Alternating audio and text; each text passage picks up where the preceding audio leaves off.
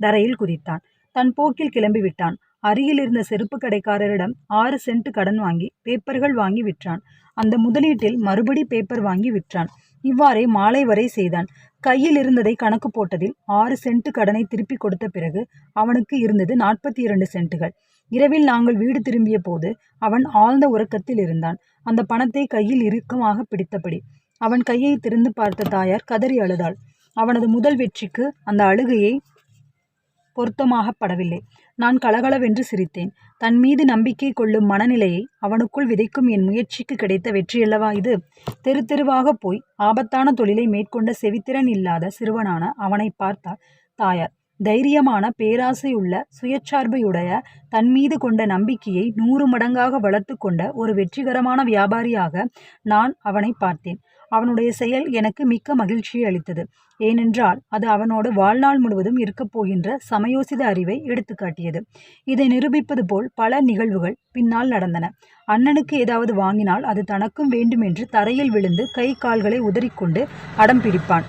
அது கிடைத்துவிடும். தனக்கு ஏதாவது வேண்டுமென்றால் அதற்கான பணத்திற்கு அவனே திட்டமிட்டு சம்பாதித்து அதை வாங்கி கொள்வான். இன்று வரை அப்படியே செய்கிறான். செயல் புரியாமல் இருப்பதற்கு ஊனத்தை காரணமாக காட்டாமல் அதே ஊனத்தை லட்சியத்தை அடைவதற்கான படிகளாக்கி வெற்றியடைய முடியும் என்று என் மகன் எனக்கே கற்றுக் கொடுத்திருக்கிறான். அவன் நன்றாக படித்தான். உயர்நிலை பள்ளி, பிறகு கல்லூரி. அருகில் வந்து உறக்கச் சொன்னாலொழிய அவனால் ஆசிரியர்களின் போதனையை கேட்க முடியவில்லை. அவனை காது கேளாதோருக்கான பள்ளிக்கு அனுப்ப எங்களுக்கு சம்மதமில்லை. சமிஞ்ஞை மொழியை அவன் கற்றுக்கொள்ளவும் நாங்கள் அனுமதிக்கவில்லை. சராசரியான சிறுவர்களோடு அவன் பழக வேண்டும். சராசரி வாழ்க்கையை வாழ வேண்டும் என்பதில் நாங்கள் தீர்மானமாக இருந்தோம். அதனால் பள்ளிகளில் நாங்கள் அடைந்த தொந்தரவுகள் கொஞ்சமல்ல. உயர்நிலை பள்ளியில் இருந்தபோது செயற்கை காது கருவி ஒன்றை அவன் பயன்படுத்தி பார்த்தான். ஆனால் பயனில்லை. காரணம், அவனது 6 வயதில் டாக்டர் கோடன் வில்சன் ஆபரேஷன் செய்தபோது சொன்னபடி அவன் தலையின் ஒரு பகுதியில் செவித்திறனுக்கான உறுப்பு பிறக்கும் போதே இல்லையாம். அதிலிருந்து 18 வருடங்களுக்கு பிறகு ஒரு அதிசயம் நிகழ்ந்தது.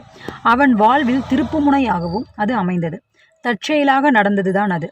இன்னொரு காது கருவி அவனிடம் சோதித்து பார்ப்பதற்காக வழங்கப்பட்டது. முந்தைய அனுபவம் திருப்தியாக இல்லாததால் இதை பரிசோதிப்பதில் அவன் அலட்சியமாகவே இருந்தான். ஒரு நாள் காதில் மாட்டிக்கொண்டுதான் பார்ப்போமே என்று பேட்டரியை இணைத்தான். என்ன ஆச்சரியம்! மந்திரம் போட்டது போல் அவனுக்கு காது கேட்க ஆரம்பித்தது. சராசரி மனிதர்களைப் போல காது கேட்காதா என்று வாழ்நாளெல்லாம் ஏங்கி கிடந்த அவனுடைய ஆர்வம் நிறைவேறிவிட்டது. புரிந்து கொள்ள முடியாத வழிகளில் இறைவன் ஓடி வந்து விந்தைகள் புரிவான். தன்னுடைய உலகமே மாறிவிட்டதை உணர்ந்தவன் உடனே தன் தாயாரை தொலைபேசியில் அழைத்தான். அவள் பேசுவது தெளிவாக கேட்டது. மறுநாள் கல்லூரிக்கு சென்றபோது பேராசிரியர்கள் பாடம் நடத்துவது வாழ்க்கையில் முதல் முறையாக அவனுக்கு கேட்டது. முன்பெல்லாம் பக்கத்தில் வந்து உரக்க பேசினால்தான் கேட்கும். அவனால் இப்போது ரேடியோ கேட்க முடிந்தது, சினிமா பார்க்க முடிந்தது. அதேபோல் வாழ்க்கையில் முதல் முறையாக மற்றவர்களுடன் அவர்கள் கத்தி பேச வேண்டிய அவசியமில்லாமல் சரளமாக உரையாட முடிந்தது. நிஜமாகவே இப்போது அவன் மாறியதோர் உலகத்தில் இருந்தான். இயற்கை தனக்கு இழைத்த ஊனத்தை அவன் ஏற்க மறுத்தான். அவனது விடாமுயற்சி கலந்த ஆர்வமானது அப்போதிருந்த ஒரே வழியான அந்த கருவியின் மூலமாக அவனுக்கு இழைக்கப்பட்ட பிழையை திருத்தி கொடுத்தது. ஆர்வம் தன்னாலான பலனை கொடுக்க ஆரம்பித்து விட்டது. ஆனால் முழுமையாக இல்லை. தனது ஊனத்தை சொத்தாக மாற்றுவதற்கு அவன் வழி தெரிந்தாக வேண்டுமே. தனக்கு நேர்ந்த விளைவின் முக்கியத்துவத்தை அறியாமல், ஆனால் மகிழ்ச்சி பொங்க தனது அனுபவத்தை விவரித்து அக்கருவியை தயாரிக்கும் நிறுவனத்திற்கு அவன் கடிதம் எழுதினான். அதில் அவன் சொன்னதை விட சொல்லாத ஏதோ ஒன்றை புரிந்து கொண்ட நிறுவனம் அவனை நியூயார்க் நகருக்கு அழைத்தது. அவனை தொழிற்சாலை முழுவதும் அழைத்து போய் காட்டினார்கள். தலைமை பொறியாளரோடு பேசி கொண்டிருந்த போது அவனுக்கு திடீரென்று ஒரு யோசனை, கருத்துரு, உத்வேகம் பளிச்சிட்டது. அதனுடைய ஆற்றல்தான் அவனது ஊனத்தை ஒரு சொத்தாக மாற்றி அதன் பலனாக பணத்தையும் ஆயிரக்கணக்கானவர்களுக்கு என்றென்றும் வாழ்வில் மகிழ்ச்சியையும் உண்டாக்கியது. தனக்கு எவ்வாறு அந்த கருவி மாறிய உலகத்தை கொண்டு வந்ததோ அந்த கதையை உலகுக்கு சொல்ல ஒரு வழி பிறக்குமானால் நாட்டில் உள்ள 10 லட்சம் காது கேளாதோருக்கு அது எவ்வளவு பெரிய உதவியாக இருக்கும் என்ற எண்ணமே அது. அப்போதே அந்த இடத்திலேயே அவன் முடிவு செய்தான், தன்னுடைய எஞ்சிய வாழ்நாளை காது கேளாதோரின் நலனுக்காகவே அர்ப்பணித்துக் கொள்வது என்று. ஃப்ரெண்ட்ஸ், நம்ம போடுற வீடியோஸ் எல்லாம் உங்களுக்கு யூஸ்ஃபுல்லாக இருக்குது அப்படின்னு நினச்சிங்கன்னா ஞாபகமாக நம்ம சேனலை சப்ஸ்கிரைப் பண்ணிக்கோங்க. நான் போடுற விஷயம் உங்களுக்கு பிடிச்சிருக்கு, யூஸ்ஃபுல்லாக இருக்குது, உங்கள் லைஃபுக்கு வந்து உத்வேகம் ஊட்டக்கூடியதாக இருக்குது அப்படின்னு நினச்சிங்கன்னா அது எனக்கு கமெண்ட்டில் தெரியப்படுத்துங்க. அண்ட் மறக்காமல் இந்த வீடியோவை லைக் பண்ணுங்கள். அப்போ தான் எனக்கும் தெரிய வரும் நான் போடுற வீடியோஸ் உங்களுக்கு பிடிச்சிருக்கா, யூஸ்ஃபுல்லாக இருக்கா, உங்கள் வாழ்க்கைக்கு உதவுதா அப்படின்றது எனக்கும் தெரிய வரும். அண்ட் தென் இந்த புக்கை நீங்கள் பர்ச்சேஸ் பண்ணி வாழ்க்கையில் பயன்பெறணும் அப்படின்னு நினச்சிங்கன்னா கீழே டிஸ்கிரிப்ஷனில் லிங்க் கொடுத்துருக்கேன். ஸோ அதை வந்து கிளிக் பண்ணி நீங்கள் இந்த புக்கை வந்து பர்ச்சேஸ் பண்ணிக்கலாம். ஓகே, நம்ம கண்டினியூ பண்ணலாம். அவருக்கு அடுத்து என்னாச்சு அப்படின்னு. அடுத்த ஒரு மாதம் அத்தயாரிப்பாளரின் மார்க்கெட்டிங் ஒழுங்குமுறையை துருவி ஆராய்ந்தான். காது கேளாதோருக்கு அக்கருவியை பற்றி தகவல் கொடுப்பது எப்படி என்றும் தனக்கு கிடைத்த மாறிய உலகத்தை அவர்களுடன் பகிர்ந்து கொள்வது எப்படி என்றும் ஆலோசித்தான். தனது ஆராய்ச்சியின் முடிவை 2 ஆண்டு திட்டமாக காகிதத்தில் வடித்து நிறுவனத்திடம் கொடுத்தான்.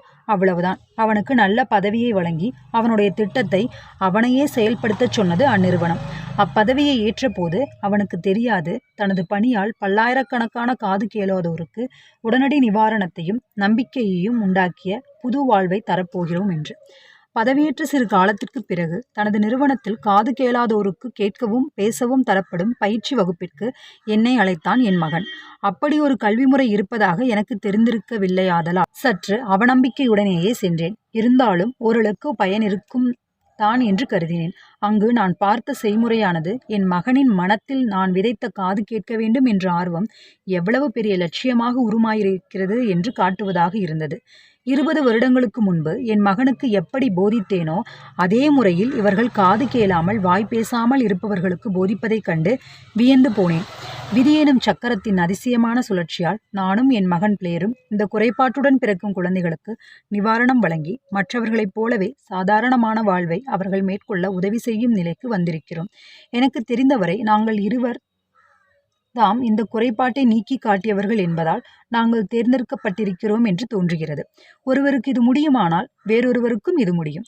பிளேரின் மனத்தில் புகுந்து நானும் அவன் தாயும் அவனை நெருப்படுத்தி இராவிட்டால் அவனும் ஒரு காது கேளாத வாய் பேசாதவனாகவே இருந்திருப்பான் என்பதில் ஐயமில்லை. அவனை பிரசவம் பார்த்த டாக்டர் அவனுக்கு வாழ்நாள் முழுவதும் காது கேட்கவோ பேசவோ வராது என்று என்னிடம் ரகசியமாக கூறினார். இப்போது சில வாரங்களுக்கு முன்பு அவனை பரிசோதித்த சிறப்பு மருத்துவரான டாக்டர் இர்விங் ஊர்ஹிஸ் பிளேரின் கேட்கும் பேசும் ஆற்றலை பார்த்து வியந்து போனார். எக்ஸ்ரே படத்தில் பார்த்தால் மண்டையோட்டில் காதிலிருந்து மூளைக்கு செல்ல வேண்டிய துளை இல்லவே இல்லை. மருத்துவ கொள்கைப்படி பார்த்தால் அவனால் காது கேட்கவே முடியாது என்றார். ஆனால் அவனால் கேட்க முடிகிறது. கேட்கவும் பேசவும் முடிகிற சாதாரணமான மனிதனாக வாழ வேண்டும் என்ற ஆர்வத்தை பிளேரின் மனதில் நான் விதைத்த போது அந்த ஆர்வத்தின் ஆற்றலோடு அதிசயமான ஏதோ ஒரு செல்வாக்கும் அவன் மனதில் புகுந்து அவனது மூளைக்குள் வெளியுலகத்திற்கும் இடையில் நிலவிய மௌனத்தின் பாலம் அமைத்து மிகச் சிறந்த மருத்துவ அறிஞர்களாலும் புரிந்து கொள்ள முடியாத வகையில் அவனுக்கு கேட்கும் சக்தியை உண்டாக்கி இருக்கிறது. இயற்கை இதை எப்படி நிகழ்த்தியது என்று ஊகிப்பதே அதன் புனிதத்தன்மையை குறைப்பதாக எனக்கு படுகிறது. அதே சமயம் இந்த நிகழ்வில் என்னுடைய பணிவான பங்கும் உள்ளதை சொல்லாமல் விடுவதும் மன்னிக்க முடியாத குற்றமாகலாம். நீடித்த நம்பிக்கையோடு தனது ஆர்வத்தை தொடர்பவனால் முடியாதது என்று ஏதுமில்லை என்பதை சொல்வது எனது கடமை மட்டுமல்ல, உரிமையும் கூட. இந்த விஷயங்களை பற்றி ஏன் வந்து சிந்தித்து பாரு செல்வந்தனாக விஷயத்தில் சொல்கிறாங்க அப்படின்றத நீங்கள் ஆழ்ந்து கேட்டீங்க அப்படின்னா புரிஞ்சுப்பீங்க நம்புகிறேன். ஒரு தனியாத ஆர்வம் இருந்தது அப்படின்னா இயற்கையிலேயே நடந்த ஒரு முடியாத விஷயம் கூட எப்படி முடியக்கூடிய விஷயமாக கண்டிப்பாக அதை சாதிக்கலாம், அப்படின்றது அடைந்தே தீரலாம் அப்படின்ற விஷயம் இருக்குது. ஸோ அதை தான் வந்து செல்வத்துக்கும் நம்ம கொண்டு போகலாம் அப்படின்றதுக்காகத்தான் படிப்படியாக செல்வத்தை நோக்கி முதல் படியில் வந்து இந்த விஷயத்த சொல்கிறாங்க. ஐ ஹோப் நீங்கள் புரிஞ்சுக்குவீங்க நம்புகிறேன். நீங்கள் வந்து ஜஸ்ட்டு கேட்காதீங்க, ஆழ்ந்து கவனிங்க. ஓகேவா? ஓகே. தனியாத ஆர்வமானது விசித்திரமான வழிகளில் தன்னை உருமாற்றி கொள்ள வல்லது என்பது உண்மையே. பிளேர் இயற்கையான வழியில் கேட்கும் சக்தியை விரும்பினான். அது கிடைத்துவிட்டது. அவனை போன்ற குறைபாடு கொண்ட யாரும் எழுதி காட்டுவதற்கு சில பென்சில்களும் பிச்சை எடுப்பதற்கு ஒரு தகர குவளையுமாக தெருவில் அலைந்திருக்க வேண்டியவர்களே.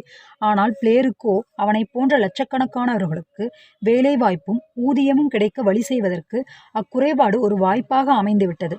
அத்துடன் அவனுக்கும் வாழ்நாள் முழுவதற்குமான வேலைக்கும் வருமானத்திற்கும் ஆதாரமாகவும் அமைந்துவிட்டது. குழந்தையாக இருக்கையில் அவனது ஊனமே ஒரு சொத்தாக மாறிவிடும் என்று அவன் மனதில் நான் விதைத்த பச்சை பொய்களை அவன் நம்பியதால் பயன் பெற்றாள்.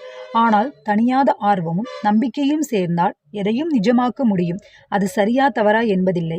இக்குணங்கள் எல்லாருக்கும் இலவசமாக கிடைப்பவை. எவ்வளவோ மனிதர்களின் பிரச்சனைகளை ஆராய்ந்ததில் ஆர்வத்தின் ஆற்றலை இதைவிட அதிகமாக வெளிக்காட்டக்கூடிய அனுபவம் வேறொன்றுமில்லை. நூலாசிரியர்கள் சில நேரம் போதுமான அடிப்படை அனுபவம் இல்லாமல் சில விஷயங்களை தவறாக எழுத நேர்வதுண்டு. நான் அதிர்ஷ்டசாலி. என் மகனுக்கு நேர்ந்த உண்மை அனுபவத்தின் மூலம் ஆர்வத்தின் ஆற்றல் நிரூபிக்கப்பட்ட பின்னரே இதை எழுதுகிறேன். அவனுக்கு இறையருளால் கிட்டிய அனுபவம் இது. இறையருளே ஆர்வத்திற்கு முன்னால் வளைந்து கொடுக்கும் என்றால் தர்க்க ரீதியில் பார்த்தாலும் மனிதர்களால் அதை முறியடிக்க இயலுமே. மனித மனம் இருக்கிறதே, அது அதிசயமானது, புரிந்து கொள்ள முடியாதது. தான் சந்தித்த மனிதர்களையும் சந்தர்ப்பங்களையும் பொருட்களையும் பயன்படுத்தி ஆர்வத்தை பௌதீக பொருளாக அது எவ்வாறு மாற்றுகிறது என்று புரிவதே இல்லை. அறிவியல் இந்த ரகசியத்தை என்றாவது கண்டுபிடிக்கக்கூடும்.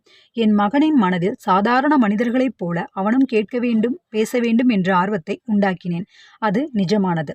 அதற்கான செயல்முறை 3 படிகளை கொண்டது. முதல் படி, அவனுக்கு காது சாதாரணமாக கேட்க வேண்டும் என்ற ஆர்வத்தை நம்பிக்கையோடு கலந்து என் மகனுக்கு கொடுத்தது. 2வது படி, அந்த ஆர்வத்தை இடைவிடாது பல வருடங்கள் நான் அவனுக்கு சொல்லிக்கொண்டே இருந்தது. 3வது படி, என்னை அவன் நம்பியது. இந்த அத்தியாயத்தை முடிக்கும் தருவாயில் திருமதி ஷூமன் ஹெயிங் என்ற பெண்மணியின் மரணச் செய்தி கிடைத்தது. அதிலிருந்து ஒரு சிறு பகுதியை இங்கே தருகிறேன். ஒரு பாடகியாக நம்ப முடியாத அளவுக்கு வெற்றி கண்ட அந்த பெண்மணியின் சாதனைக்கு அவளது ஆர்வமே காரணம். பாடகியாக வாழ்க்கையை தொடங்கும் முன்பு அவள் வியன்னா நகரின் கோர்ட் ஒபேராவின் இயக்குனரிடம் சென்று தனக்கு குரல் சோதனை நடத்துமாறு கேட்டாள். அவர் மறுத்தார்.